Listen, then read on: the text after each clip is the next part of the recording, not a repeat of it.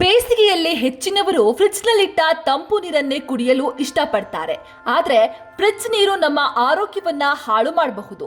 ಇದರ ಬದಲು ಬೇಸಿಗೆಯ ಧಗೆಯಿಂದ ಪಾರಾಗಲು ಮಣ್ಣಿನ ಮಡಿಕೆಯಲ್ಲಿಟ್ಟ ನೀರನ್ನ ಕುಡಿಯುವುದು ಸೂಕ್ತ. ಇದರಿಂದ ಆರೋಗ್ಯಕ್ಕೆ ಸಾಕಷ್ಟು ಅನುಕೂಲಗಳಿವೆ. ಆ ಅನುಕೂಲಗಳು ಯಾವುದು ಅಂತ ನೋಡೋಣ. 1. ಹೊಟ್ಟೆಯ ಸಮಸ್ಯೆಗಳಿಗೆ ಪರಿಹಾರ. ಮಣ್ಣಿನ ಮಡಕೆಯಲ್ಲಿನ ನೀರಿನ pH ಮಟ್ಟವು ಸ್ಥಿರವಾಗಿರುತ್ತದೆ. ಇದು ಆಮ್ಲೀಯ ಆಹಾರ ಪದಾರ್ಥಗಳೊಂದಿಗೆ ಪ್ರತಿಕ್ರಿಯಿಸುತ್ತೆ ಮತ್ತು pH ಸಮತೋಲನವನ್ನ ಸೃಷ್ಟಿಸುತ್ತೆ.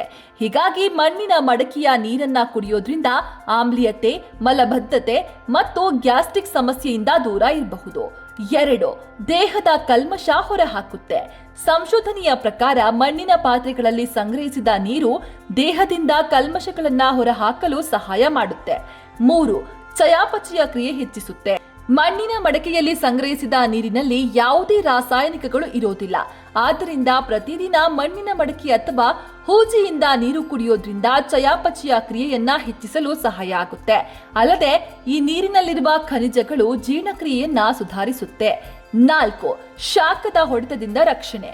ಮಣ್ಣಿನ ಮಡಕೆಯ ನೀರಿನಲ್ಲಿ ಖನಿಜಗಳು ಮತ್ತು ಪೋಷಕಾಂಶಗಳಿದ್ದು ಇದು ತ್ವರಿತವಾಗಿ ಪುನರ್ಜಲೀಕರಣಗೊಳ್ಳಲು ಸಹಾಯ ಮಾಡುತ್ತೆ.